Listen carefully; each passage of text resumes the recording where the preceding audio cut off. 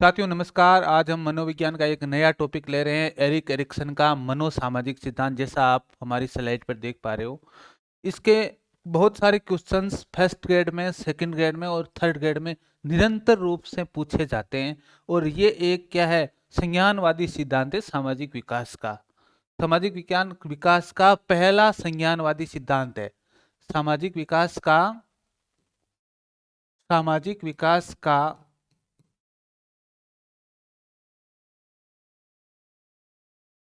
पहला संज्ञानवादी सिद्धांत किसने दिया था? पहला संज्ञानवादी सिद्धांत किसने दिया था? एरिक एरिक्सन ने। ये बात आपको ध्यान में रखनी है, ये बहुत बार पूछा जाता है। जैसे जैसे लाइन में बोल रहा हूं कि सामाजिक विकास का पहला संज्ञानवादी सिद्धांत किसने प्रस्तुत किया था? Erik Erikson. और एरिक एरिक्सन है वो फ्राइड, नव फ्राइडवादी है, फ्राइडवादी मनोवैज्ञानिक है, वादी मनोवैज्ञानिक है। यानी एक संज्ञानवादी मनोवैज्ञानिक हम कह सकते हैं एरिक एरिक्सन को। पहले हम देखते हैं कि ये एरिक एरिक्सन का सिद्धांत की आधारभूत तथ्य कौन कौन से हैं। आधारभूत तथ्य, आधारभूत तथ्य।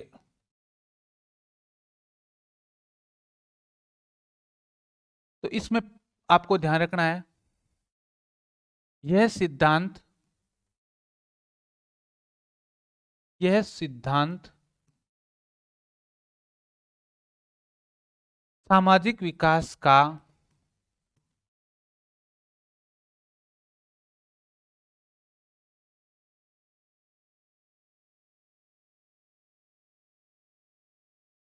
संज्ञानात्मक प्रतिमान है।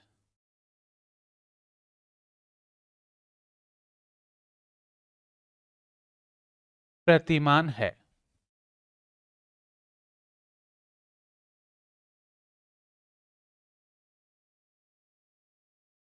ध्यान देना, संज्ञानात्मक प्रतिमान क्या होता है?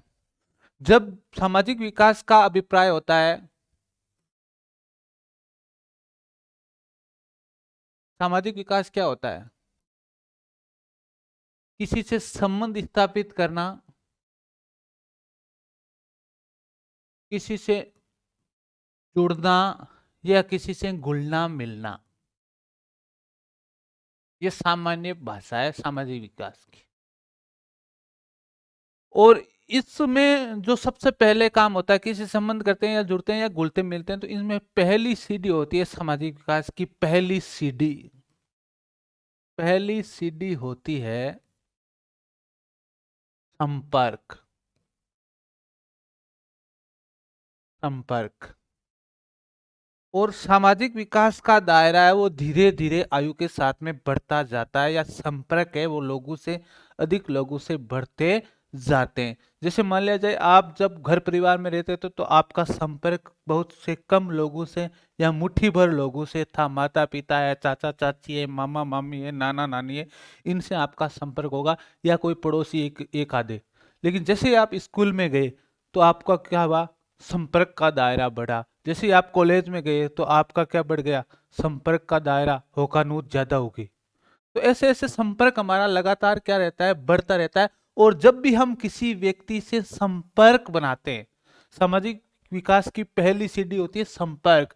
और जब भी हम क्या बनाते हैं, किसी व्यक्ति से संपर्क स्थापित करते हैं, तो हमारे मस्तिष्क या संज्ञान में क्या चलती रहती है?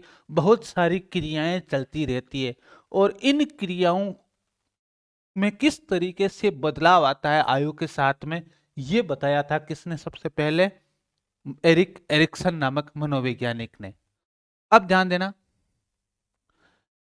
एरिक एरिक्सन क्या कहता है? जब व्यक्ति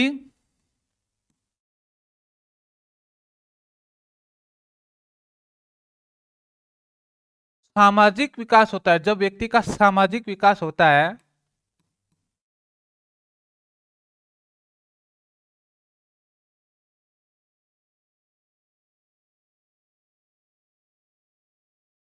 या आयु बढ़ती है, आयु बढ़ने के साथ साथ सामाजिक विकास होता है, तब व्यक्ति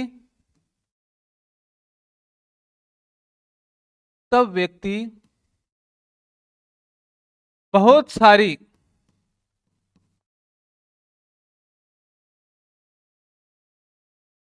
चुनौतियों का सामना करता है, सामना करता है, जिन्हें एरिक एरिक्सन ने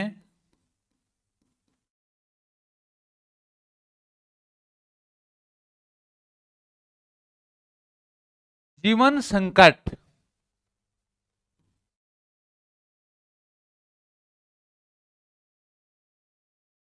या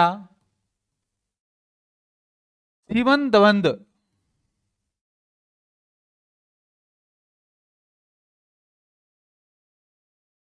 या जीवन भ्रांति की संज्ञा दी है।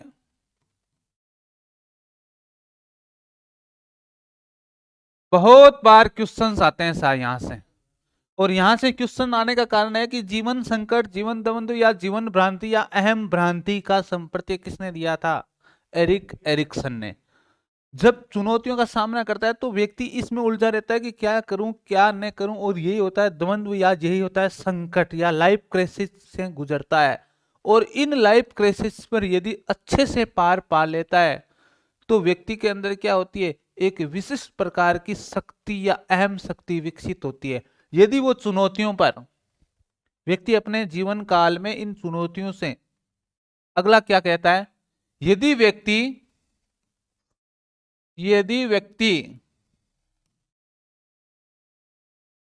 अपने जीवन काल में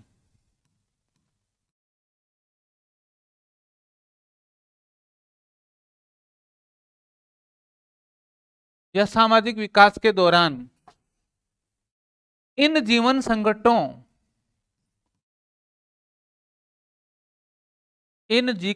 संकटों पर विजय प्राप्त कर लेता है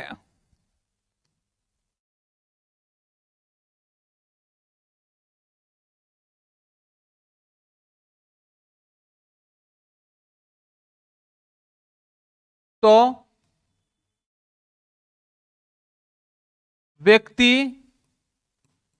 का अहम मजबूत हो जाता है।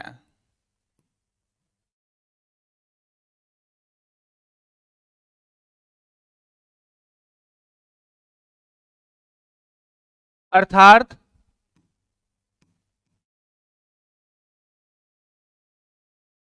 अहम शक्ति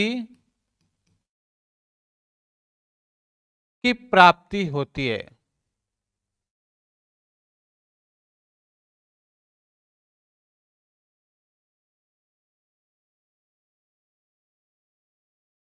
ये थे एरिक एरिक्सन के मूल कथन।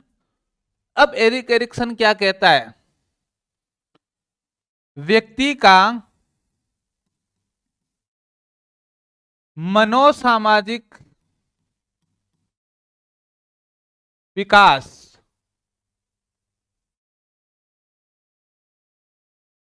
8 चरणों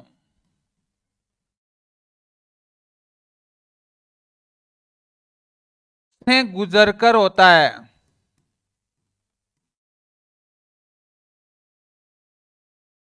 या मनोविज्ञान सामाजिक विकास के कितने चरण बताए हैं? 8। अब मान लिया जाए मैं एक आपसे बात करना चाहता हूं कि ये अहम शक्ति क्या है, मतलब उसके बाद में व्यक्ति उस कार्य करने के लिए क्या हो जाता है, अपने आप में मजबूत हो जाता है, या उसमें अंदर एक पावर या एक स्ट्रेंथ है वो प्राप्त कर लेता है। यदि उन क्रिसिस या उन चुनौतियों से क्या कर लेता है, पार पा लेता है। तो यदि जीवन संकट सही तरीके से पार नहीं पाया तो वो उसके नेगेटिव या नकारात्मक बिंदु की ओर धकेल दिया जाता है। तो ध्यान देना, ये वेरी इंपॉर्टेंट चीजें हैं। ये 8 चरणों से मनोसामाजिक सिद्धांत है, ये विकास है वो होता है। अब ऐसा एरिक्सन द्वारा प्रतिपादित मनोसामाजिक सिद्धांत की 8 अवस्थाएं हैं।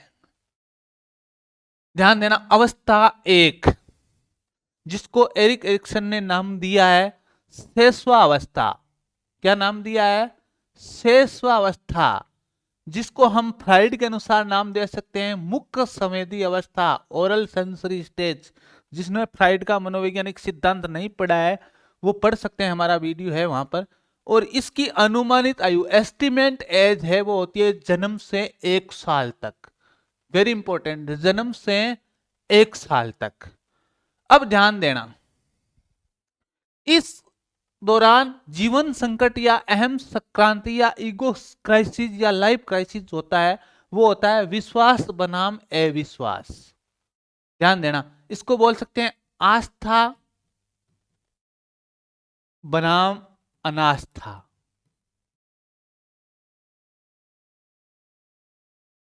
भी कह सकते हैं आस्था बनाम अनास्था। अब यहां पर क्या ध्यान देना, इससे जो अहम शक्ति विकसित होगी वो होगी आशा या होप, ट्रस्ट वर्सेज मिसट्रस्ट। और जो अहम शक्ति विकसित होगी वो आशा या आसक्ति या होप विकसित होगी। ध्यान देना साहब, शेषावस्था में क्या होता है बालक, जब भी बालक अपनों के बीच में रहता है तो वो क्या लेता है, विश्वास में रहता है। और जब भी अपनों से दूर जाता है, जब आसक्ति का सिद्धांत पढ़ा था हमने तो अच्छी तरीके से बताया था जॉन बॉबले में, तो उनमें क्या होता है, एक अविश्वास पैदा होता है। यदि मान लिया जाए परायों के बीच या अजनबियों के बीच जाएगा तो उसमें क्या होगा, अविश्वास पैदा होगा।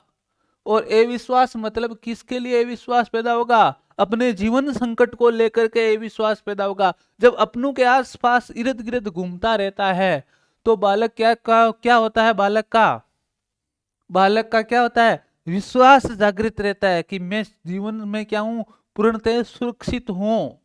तो यहां पर ध्यान देना, इन दोनों के बीच में वो क्या रहता है, डोलता रहता है। तो हम यदि इस क्रांति या इस ईगो जीवन संकट को सही तरीके से बालक निपट लेता है तो बालक में जीवन के प्रति क्या होने लगती है, एक आशा विकसित होने लगती है कि अब मैं क्या कर सकता हूं, बिल्कुल सुरक्षित हूं। तो ये थी हमारी पहली अवस्था जिसको शेषवावस्था कहते हैं, जिसको फ्राइड की भाषा में मुख्य संवेदी अवस्था कहते हैं, ओरल सेंसरी स्टेज कहते हैं। 0 से 1 साल इसकी अवधि होती है। मौलिक विश्वास बनाम अविश्वास होता है, या आस्था बनाम अनास्था भी कह सकते हैं। और इससे जो अहम क्रांति या जो जीवन शक्ति, जो सामर्थ्यता विकसित होगी, जीवन शक्ति विकसित होगी, जीवन शक्ति विकसित होगी, वो कौन सी होगी, जीवन शक्ति या अहम शक्ति कौन सी विकसित होगी, आशा विकसित होगी। अब दूसरी अवस्था है आरंभिक बाल्यावस्था, जिसको हम पेशीय गुदावस्था कह सकते हैं, ठीक है, एनल स्टेज कह सकते हैं फ्राइड के अनुसार। इसकी अवधि होती है 2 से 3 साल, अनुमानित एस्टिमेट एज होती है वो 2 से 3 वर्ष होती है साहब। इसमें जो होती है, ध्यान देना, स्वायत्तता या आत्मबल बनाम लज्जाशीलता, शक शंका, ठीक है ना, शक शंका, बहुत सारे शब्द आ सकते हैं। स्वायत्तता, इसको क्या कह सकते हैं हम, आत्मबल, आत्मबल, स्वतंत्रता, यहां शब्द आ सकता है स्वतंत्रता, लेकिन यहां ध्यान देना इंग्लिश के शब्द ध्यान रखना है। ऑटोनॉमी वर्सेज सेम या डाउट, शंका, लज्जाशीलता, संदेह, ये शब्द आ सकते हैं, शंका, लज्जाशीलता, संदेह, ठीक है, ये आ सकते हैं। अब ध्यान देना, इस अवस्था में बालक क्या करता है, स्वायत्तता प्राप्त करना चाहता है, लेकिन स्वायत्तता के साथ साथ क्या करना चाहता है बालक, लज्जा भी महसूस करता है। अब ध्यान देना, बालक को इस अवस्था में हम मुख्य रूप से क्या कराते हैं, मूत्र, जो मलमूत्र त्याग की टॉयलेट ट्रेनिंग करवाते हैं। तो ध्यान देना, बच्चा क्या करना चाहता है, मलमूत्र खुद त्यागना सीखना चाहता है, स्वायत्त बनना चाहता है। लेकिन बच्चा जब इस मलमूत्र को त्यागने में असफल होता है, या कहीं ना कहीं उसकी पेंट या उसके क्या हो सकते हैं, आंतरिक बिस्तरों में जिस पर सोया हुआ है उस पर यदि उसके पेशाब क्या हो जाएंगे, अपने आप आ जाए, तो वो लज्जा या शंका की दृष्टि से होता है। और यदि वो इस अवस्था से पार पा लेता है तो उसमें किसी काम को करने की इच्छा शक्ति जागृत होती है, यानी खुद वो अपने विल पावर, या इसको बोलते हैं इच्छा शक्ति। क्या बोलते हैं? विल पावर विकसित होगा। मान लिया जाए कोई बच्चा अभी टॉयलेट टर्निंग, इसका एक जो मुख्य रूप से जो प्रशिक्षण होता है वो होता है इस अवस्था में toilet turning, toilet turning, toilet turning. यदि टॉयलेट टर्निंग के दौरान बच्चा स्वायत्तता प्राप्त करना चाहता है, बच्चा खुद मलमूत्र त्यागने की प्रक्रिया करना चाहता है, लेकिन मान लिया जाए वो इस तरीके की क्रियाओं में असफल होता है, तो वो लज्जा, शक या संदेह क्या करता है? महसूस करता है। और यदि इस तरीके से संपूर्ण रूप से वो क्या पाल लेता है, इस पर पार पाल लेता है, तो उसके जीवन में एक शक्ति विकसित होती है जिसको बोलते हैं इच्छा शक्ति, यानी काम करने की, खुद काम करने की लालसा है, वो जीवन भर विकसित होती रहती है और आगे जाकर के ये वयस्क अवस्था में भी दिखाई देती है। मेरी ये जो तीसरी आयु है इसको बोलते हैं खेल आयु। एरिक एरिक्सन का ध्यान रखना, यहां से क्वेश्चन आता है जहां से मैं गोला कर रहा हूं वहां से, इसका नाम देते हैं खेल आयु। फ्राइड की भाषा में कहें तो लोकोमोटर जननेंद्रिय अवस्था, जिसको भी वीडियो फ्राइड का देखना है वो हमारे मनोविज्ञान वाले भाग में है, वो देख लेना। इसकी अवधि होती है 4 से 5 साल, इसकी अवधि होती है 4 से 5 साल, एस्टिमेट एज होती है वो होती है। अब ध्यान देना, इसमें होती है पहल बनाम दोषिता या हीन भावना। दोषिता को क्या कह सकते हैं? हीन भावना। दोषिता या हीन भावना, इनिशिएटिव वर्सेज गिल्ट। अब ध्यान देना, इस अवस्था में बालक क्या करना चाहता है? कोई भी कार्य आगे आकर के करना चाहता है, लेकिन वो कार्य करने में सफल नहीं होने पर वो क्या करता है? अपने आप को हीन भावना से देखता है या दोषारोपण से देखता है, इसलिए पहल बनाम दोषिता कहते हैं। अब मान लिया जाए इस अवस्था में अक्सर होता है, जैसे मान लिया जाए हमारे घर पर मेहमान आए हुए हैं, और घर पर मेहमान आए हुए हैं तो हम क्या कराते हैं, 3 4 5 कप चाय है वो बना करके किसी कमरे में जहां पर मेहमानों के लिए बैठक व्यवस्था है वहां पर ले जाने की कोशिश करते हैं। तो ध्यान देना, बच्चा कहता है कि पापा जी या मम्मी जी मैं लेकर के जाऊंगा। तो अब बच्चा क्या करता है? खुद काम करने की क्या करता है? पहल करता है। यहां पर क्या करता है? पहल करता है। और इस काम से अब मान लिया जाए इस पहल को हमें किस तरीके से आगे ले जाना है। अब मान लिया जाए हम क्या करते हैं, कभी कभी क्या आती है, जब बकरियां आती है घर पर, तो आटा डालने के लिए कुछ बच्चे करते हैं कि मैं डालूंगा आटा, पानी में मार डालूंगा। तो वहां पर पता है बच्चा क्या करता है, किसी काम को करने की पहल तो करता है, लेकिन अब यदि बच्चे के आटा डालते समय मान लीजिए किसी बकरी ने सींग से उस आटे को क्या कर दिया, जमीन पे उड़ेल दिया, या पूरा का पूरा आटा एक साथ क्या कर दिया, उस बर्तन में डाल दिया जाता है, तो हम उस पर क्या करते हैं? दोषिता या दोषारोपण करते हैं, जिससे वो हीन भावना से ग्रसित हो जाता है, कार्य करने के प्रति उसकी मन में नहीं रहता है। तो हमें बच्चों से क्या करना है? बच्चों से हमें इस तरीके से भावनाएं करनी है, जैसे मान लिया जाए बच्चा क्या कर रहा है, जिद कर रहा है, 4 5 कप है, उनमें से एक छोटे वाला कप जिसमें कम चाय है, जो कम गर्म है, वो दे देते कि चल तू छोटा है अभी, इस कप को लेकर के जा अंदर। और मेहमान भी इतने स्मार्ट होते हैं, अरे मैं पीऊंगा इस वाले छोटे वाले गिलास, छोटे जो बच्चा लेकर के आया उसको, अरे रे गिर जाएगी कहीं, मैं पीता हूँ गिलास को। और बच्चा भी क्या हो जाता है, पहल, बच्चे की पहल को भी क्या मिल जाती है, एक शक्ति मिल जाती है।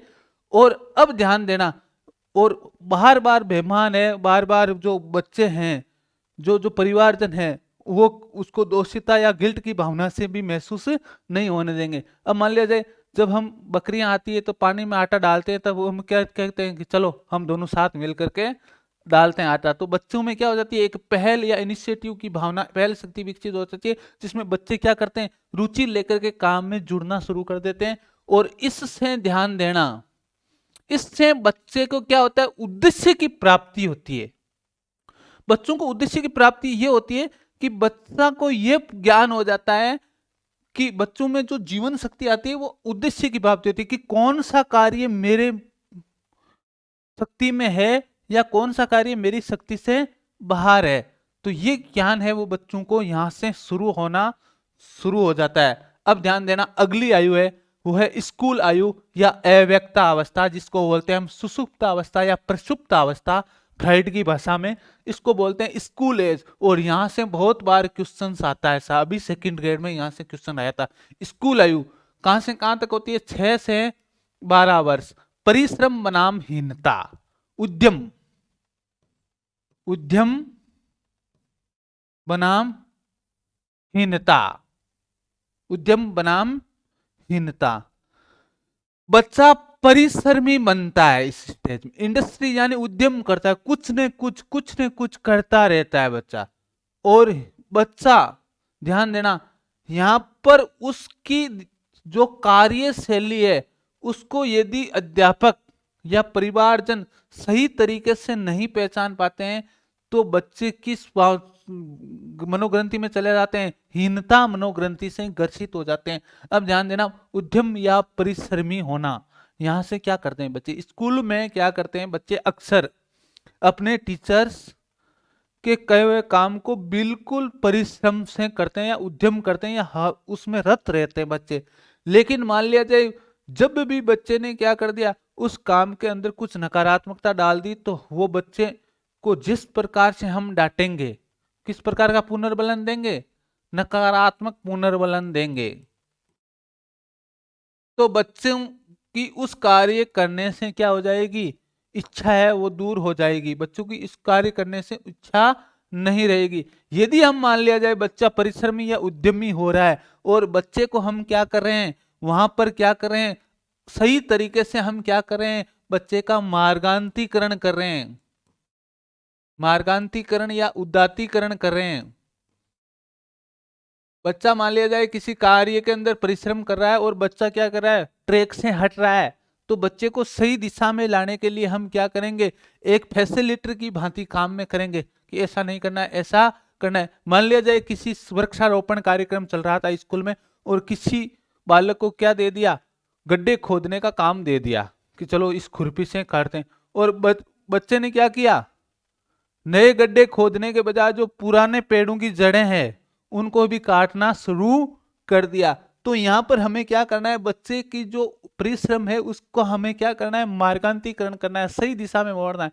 कि बच्चे को हम कहेंगे कि ये जो नए वृक्ष है उनके लिए गड्ढे खोदें, जो पुराने वृक्ष है उनकी जड़ों को नहीं काटना, चलो हम यहाँ खोदते हैं साथ में मिलकर के। तो हमने क्या कर दिया? बच्चे की जो परिश्रम की जो शक्ति थी उसका हमने मार्गांतरीकरण कर दिया, जो दूसरी दिशा में जा रही थी। लेकिन कभी कभी बच्चे को क्या करते हैं, हम उससे खुरपी भी कोस करके क्या करते थे? दूर फेंक देते हैं, चल तू क्लास में बैठ, तेरे से ये काम बनने वाला नहीं है। तो बच्चे किस भावना में चले जाते हैं? हीन भावना में चले जाते हैं। और यहां से बच्चों में एक जो बहुत बड़ी जीवन शक्ति विकसित होती है या अहम अहम शक्ति विकसित होती है, या उनके अंदर जो जीवन में एक जो भाव पैदा होता है वो होता है सामर्थ्यता यानी शक्ति। इससे बच्चे अपनी शक्ति को पहचानते हैं और बच्चे क्या करते हैं? अपनी शक्ति का क्या करते हैं? सही दिशा में प्रयोग करते हैं। अगली अवस्था है किशोरावस्था। साहब किशोरावस्था सबको पता है, विषमलिंगी अवस्था। विषमलिंगी अवस्था फ्राइड की भाषा में कहें तो विषमलिंगी अवस्था, और यह होती है 13 से 19 साल तक। एस्टिमेट एज होती है 13 से 19 साल तक। 13 टू 18 ले सकते हो, कुछ किताबों में 13 टू 18 भी लिखा हुआ है, लेकिन ये मेन किताब है पाथफाइंडर की, वहां से 13 से 19 है। अहम पहचान बनाम भूमिका से भ्रांति, अहम पहचान बनाम भूमिका से भ्रांति। अब मैंने कहा था कि पहचान भ्रम किस अवस्था में होता है? किशोरावस्था में। बच्चा अपनी आप को पहचान नहीं पाता है, बच्चा अपने आप के जीवन में क्या हूं मैं इसको पहचान नहीं पाता है, क्योंकि यहां पर क्या रहता है? संवेगों में उथल पुथल मचा रहता है। इस कारण से भूमिका से भ्रांति। अब ध्यान देना, अहम पहचान यानी अपने आप को, अपने स्व को नहीं पहचानना, यानी स्व ज्ञान नहीं होता है बच्चे को, और भूमिका से भ्रांति रहती है। बालक वयस्क है या अभी बालक है, इसको लेकर के बच्चों में भूमिका से भ्रांति रहती है। यदि वो कुछ काम अच्छा कर देंगे तो क्या कहेंगे? यहां ध्यान देना, वयस्क है या बालक है, इसको द्वंद को लेकर के रहते हैं। यदि कोई मान लिया जाए ऐसा काम कर देते हैं जो क्या हो गया, बुरा हो गया, तो कहेंगे कि अभी तेरे को करने की क्या जरूरत थी, क्यों तू होशियार बन रहा था, क्यों क्यों अभी वयस्क बन रहा था, तो उसको क्या घोषित कर देंगे, बालक घोषित कर देंगे। तो इसको लेकर के वो भूमिका से भ्रांति में रहता है कि उसका रोल कंफ्यूजन रहता है, रोल कंफ्यूजन रहता है, और ईगो आइडेंटिफिकेशन में अपने आप की शक्ति को सही तरीके से नहीं पहचान पाता है। अब किशोरावस्था में ध्यान दीजिए, अहम पहचान और भूमिका से भ्रांति। यदि मान लिया जाए, अब किशोरावस्था में हमें क्या करना है, किशोरावस्था में भी वैसे ही ध्यान देना है कि बच्चे की अहम पहचान सही तरीके से करवाते, बच्चों की शक्तियों, बच्चों में गुणों का, बच्चों में जो जो गुण है, जो जो आवश्यकताएं हैं, उनकी पूर्ति, उनका ज्ञान हमें सही समय पर करवा दें। तो बच्चों में कौन सा गुण आ जाएगा, कर्तव्य निष्ठता। क्या कौन सा गुण आ जाएगा, कर्तव्य निष्ठता। और यदि मान लिया जाए उसको हम उलझाए रखेंगे, कंफ्यूजन में रखेंगे कि बालक है, वयस्क है, उसको सही तरीके से ज्ञान नहीं करवाने देंगे, तब जाकर के वो बच्चा है वो क्या बनेगा, जीवन भर एक कर्तव्यनिष्ठ बन जाएगा, या जीवन में क्या हो जाएगा, उद्यम से या परिश्रम से क्या चला जाएगा, उसका मन रूठे जाएगा। तो कौन सा अहम शक्ति विकसित होती है, कर्तव्य निष्ठा। तो किशोरावस्था अवधि कौन सी है, 13 से 19 साल। अहम पहचान यानी भूमिका द्वंद्व और भूमिका सहभ्रांति। तो अहम पहचान वर्सेज भूमिका सहभ्रांति। अगली अवस्था है तरुण वयस्का अवस्था। तरुण वयस्का अवस्था 20 से 24 साल। घनिष्ठता इसको बोलते हैं अंतरंगता, और विलगन को बोलते हैं अलगाव, आइसोलेशन। आपने अभी कोरोना में देखा होगा ना, आइसोलेशन मतलब पूर्णतः पृथक कर देना, विलगन या पृथकता, पृथकता भी बोलते हैं, अंतरंगता या घनिष्ठता भी कह सकते हैं। तो यहां ध्यान देना, 20 से 24 साल का है, वो तरुण वयस्कावस्था में है, और तरुण वयस्कावस्था में वो क्या करना चाहता है, अपने प्रेमी के साथ में वो घनिष्ठता, या अपने परिवारजनों के साथ में वो क्या दिखाता है, घनिष्ठता दिखाता है। और यदि मान लिया जाए परिवारजनों के साथ में घनिष्ठता दिखाता है या क्या दिखाता है, अंतरंगता बिल्कुल उनमें खोया रहता है, तब तो ठीक है। और लेकिन मान लिया जाए कुछ कुछ बालक ऐसे होते हैं जो अपने परिवारजनों से या अपने स्नेही जनों से बिल्कुल क्या दिखाते हैं, विलगनता या अलगाव दिखाते हैं या आइसोलेशन दिखाते हैं। तो यहां पर ध्यान देना, यदि मान लिया जाए विलगन दिखाएगा बालक, तो संपूर्ण समाज से वो कट हो जाएगा, और आगे का सामाजिक जीवन है वो उसका क्या पड़ जाएगा, धीमा पड़ जाएगा। लेकिन किसी स्नेही जन के साथ में अधिक घनिष्ठता या अंतरंगता दिखाना भी क्या होगा, हानिकारक होगा। अब हमें क्या करना है, इन दोनों को बैलेंस करते हुए चलना है इस अवस्था में, घनिष्ठता और विलगन।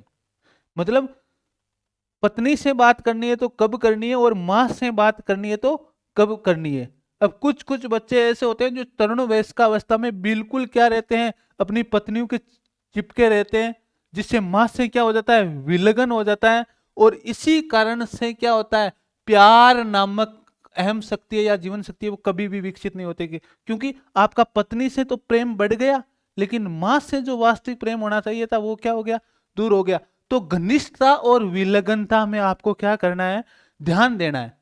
यहां पर आपको क्या करना है, एक सामंजस्य बैठा करके चलना है कि किसी मित्र के साथ में कितना जुड़ना है, पत्नी के साथ में, परिवारजनों के साथ में कितना वक्त बिताना है, और अपने दोस्तों के साथ में कितना वक्त बिताना है। किस समय पत्नी से विलगन होता है और किस समय माता से विलगन होना है, या किस समय अपने दोस्तों से विलगन होना है, ये भी आपको नॉलेज होना चाहिए। तब तो आपका इन सब के साथ में, माँ के साथ में, दोस्तों के साथ में, पत्नी के साथ में या प्रेमिका के साथ में प्यार बना रहेगा। वरना आप क्या चले जाओगे, हमेशा हमेशा के लिए आइसोलेशन में चले जाओगे, आपका दुनिया से क्या हो जाएगा, मन रूठ जाएगा। तो ये तरुण वयस्क का अवस्था होती है। अब अगली अवस्था होती है मध्य वयस्क का अवस्था, या इसको बोलते हैं पूर्व वयस्क का अवस्था। ये होती है 25 से 64 साल। 25 से 64 साल। यहां जननात्मकता को क्या बोल सकते हैं? उत्पादकता, स्थिरता या निष्क्रियता।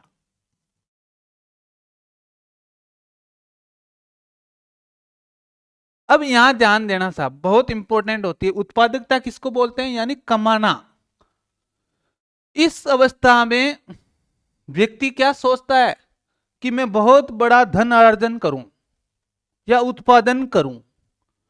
लेकिन ध्यान देना, कुछ बालक क्या करते हैं, और परिवार की मैं क्या करूं, परिवार के साथ में क्या करूं, समय बिताऊं, ये होता है। या स्टेकेशन कैसे आता है?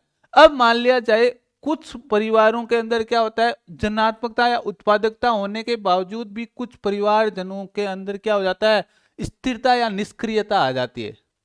स्थिरता और निष्क्रियता क्यों आती है साहब? ध्यान देना, क्योंकि आपका परिवारजनों के साथ, परिवारजनों या सामाजिक लोगों के साथ,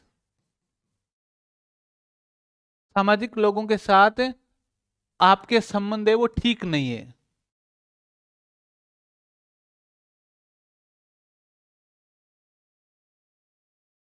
या वो जुड़ाव नहीं है, तब जाकर के स्थिरता आ जाती है। अब कुछ माँ बाप ऐसे होते हैं जिनकी औलादें वो क्या होती है, जिनके पुत्र होते हैं वो क्या होते हैं, उनकी बिल्कुल भी क्या करते हैं, सुनते नहीं है। तो उनमें निष्क्रियता या स्थिरता आ जाती है। वो सोचते हैं कि बढ़ने दो, जो होगा वो देखा जाएगा। वो उत्पादकता को लिए सोचता है, दिन रात पैसे कमाना, भौतिक संपत्ति इकट्ठा करना, ये सारी की सारी मन में लेती है। लेकिन जब परिवार से उनको सपोर्ट नहीं मिलता है तब वो स्थिरता या निष्क्रियता में चला जाता है। और ध्यान देना, यदि इन दोनों में अंदर एक समायोजन रहेगा, क्या रहेगा, एक समायोजन रहेगा, तो अच्छी देखभाल की क्रिया है वो होगी, देखभाल नामक जीवन शक्ति है वो विकसित होगी। इस अवस्था में ध्यान देना, देखभाल का मतलब क्या है, वो बच्चों के लिए शारीरिक भौतिक रूप से, सामाजिक रूप से, और यहां पर तीसरी चीज है वो बच्चों को आर्थिक रूप से देखभाल करता रहेगा। और यदि इनके अंदर क्या रहेगा, एक सिरे में ज्यादा चला जाएगा, तो ये आर्थिक भौतिक और सामाजिक देखभाल है वो क्या हो जाएगी, धीमी पड़ जाएगी। अब अगली अवस्था होती है 65 साल के बाद बुढ़ापा, जिसको बोलते हैं परिपक्वता अवस्था या बुढ़ापा या प्रौढ़ता या उत्तर वयस्क का अवस्था, 65 साल से बाद में। अब ध्यान देना, ईगो, इंटेग्रिटी और डेस्पेयर, निराशा या हताशा, इसको क्या बोल सकते हैं, हताशा, निराशा या हताशा। अहम संपूर्णता यानी सत्यनिष्ठा, अखंडता, ईमानदारी।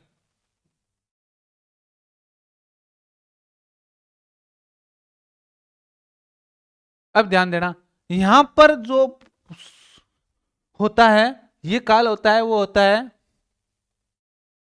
जीवन कर्मों का, जीवन कर्मों का मूल्यांकन काल।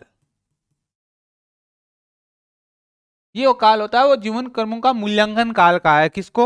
एरिक एरिक्सन ने इसको। यहां पर बालक, यहां पर जो वयस्क है या प्रौढ़ है वो ये सोचते हैं कि हमने तो चलो ईमानदारी से बहुत कुछ करने का प्रयास किया, हमने ईमानदारी से, अखंडता से या सत्यनिष्ठा से पूरा जीवन है वो हमने खपा दिया परिवार के लिए या किसी समाज के लिए, या हम कहें तो देश के लिए खपा दिया। लेकिन वो क्या करते हैं, अपने आसपास के वातावरण को लेकर के शिकायतें भी करते हैं। शिकायतें करते हुए सुना होगा कि पहले ये नहीं होता था, अब ये होने लग गया, क्या करना है, कुछ नहीं है, समाज तो किस दिशा में जा रहा है। इस तरीके की निराशा वो हताशा लेकर के वो क्या होते हैं, शिकायतें समाज से करते रहते हैं। तो ये हताशा ये स्वाभाविक है, ये निराशा या हताशा, क्योंकि उन्होंने वो अपने कर्मों को ईमानदारी या अखंडता या संपूर्णता से सोचते हैं कि मैंने ईमानदारी, अखंडता, सत्यनिष्ठा से या सादगी से जीवन जिया। लेकिन आज के लोग हैं वो क्या कर रहे हैं, बिल्कुल क्या चल रहे हैं, अपने मार्ग से भटके हुए हैं। तो उनको लेकर के निराशा या हताशा भी होती है। और वो ध्यान देना, उस समय वो संपूर्ण जीवन में, उस समय वो जीवन मूल्यों वो जीवन मूल्यों की बात अधिक करते हैं। जो जीवन के मूल्य होते हैं उन पर बात अधिक करते हैं कि चलो ये दान करना चाहिए, ये काम करना चाहिए, गायों के लिए ये करना चाहिए, या क्या करना चाहिए, पक्षियों के लिए देखभाल के लिए ये काम करना चाहिए। जीवन मूल्यों पर बातें अधिक करते रहते हैं। और जीवन मूल्यों पर बातें करने के साथ साथ में उनमें एक क्या होता है, जीवन के प्रति विजडम या बुद्धिमत्ता भी क्या होती है, विकसित हो जाती है आगे के जीवन में। कि जीवन का सार यही है कि क्या करो, अपनों के लिए मत जियो। किसके लिए मत जियो? अपनों के लिए मत जियो। किसके लिए जियो? जो गैरों के लिए भी कुछ करो। यानी जो बेजुबान है, जो बेसहारा है, उनके लिए भी कुछ करो। इस तरीके की बुद्धिमत्ता है, या दूसरों के परोपकार की भावना को लेकर के इस तरीके की क्या हो जाती है, भावना विकसित हो जाती है। तो साथियों, ये था एरिक एरिक्सन का सामाजिक विकास। अब आप किस अवस्था में जी रहे हो वो कमेंट बॉक्स में कमेंट करके बताना, और आप इस समय क्या क्या महसूस कर रहे हो। धन्यवाद।